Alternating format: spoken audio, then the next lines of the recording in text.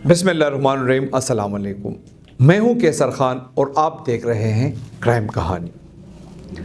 ناظرین کرام، صوبے کے نئے انسپکٹر جنرل پولیس ذوالفقار حمید نے باقاعدہ اپنے عہدے کا چارج سنبھالنے کے بعد میڈیا کے نمائندوں سے تفصیلی گفتگو کی ہے۔ بات چیت میں انہوں نے اس صوبے کی پولیس کے حاکم اعلیٰ کی حیثیت سے بڑے واشگاف الفاظ میں ترجیحات کا اعلان کیا ہے۔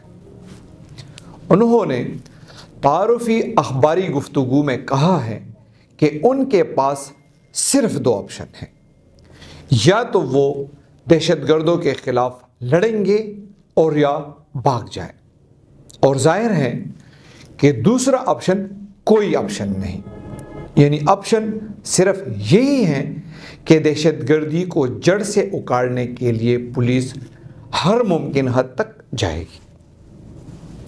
دہشت گردوں کے نیٹ ورکس کے خلاف پوری طرح حرکت میں آنا، اس حوالے سے پولیس، CTD، یہاں تک کہ عام پولیس چوکیوں کے انفراسٹرکچر کو جدید تقاضوں بلکہ چیلنجز کے مطابق بہتر سے بہتر کرنا، پولیس کے معاوضوں، شہداء پیکج کے حوالے سے اس صوبے کو دوسرے صوبوں کے برابر لانا وغیرہ نئے IG پولیس نے اپنی ترجیحات گنوائی ہیں۔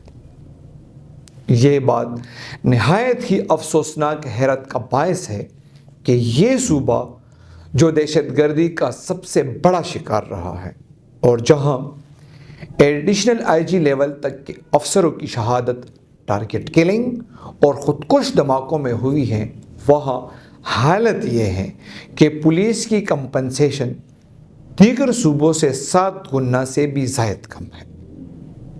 انتظامی امور کا کتابی اور عملی تجربہ رکھنے اور معاملات کو بحسن خوبی چلانے کی شہرت کے حامل ذوالفقار حمید نے نہایت ہی احسن قدم اٹھا کر وزیر اعلیٰ کو شہید پیکج اور دیگر مراعات و معاوضے دوسرے صوبوں کے برابر لانے کی سمری بھیج دی ہے۔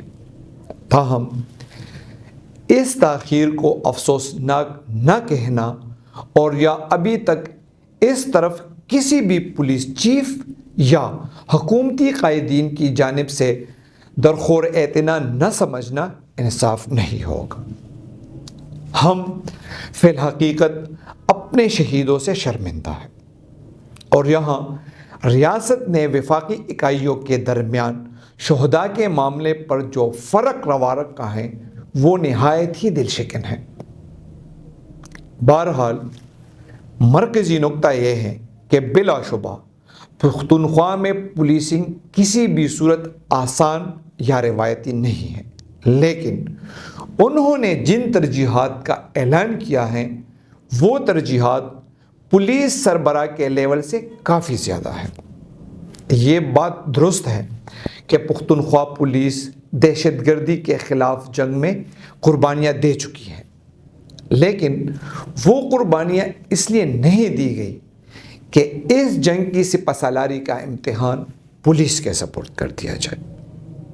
یہ بات درست ہے کہ اس صوبے کے حالات پولیس سے بہت زیادہ تقاضا کرتے ہیں، لیکن سچائی یہ ہے کہ پولیس کا کام شہری و دیہی امن کو برقرار رکھنا، جرائم کا سدباب کرنا اور امن عامہ کے ضمن میں عوامی شکایات کا ازالہ کرنا ہے۔ بیرونی عوامل جو امن کے لیے خطرہ بنے، ان کا راستہ روکنا دفاعی اداروں کا کام ہے۔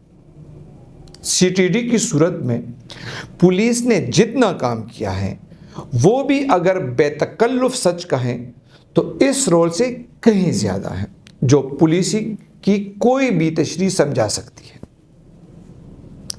سابق IGP نے دہشت گردی کے خلاف جس طرح کلیدی رول کے سوال پر سر تسلیم خم کیا ہے وہ ایک الگ بات ہے اور کافی قابل مباحثہ یا ڈیبیٹیبل ہے۔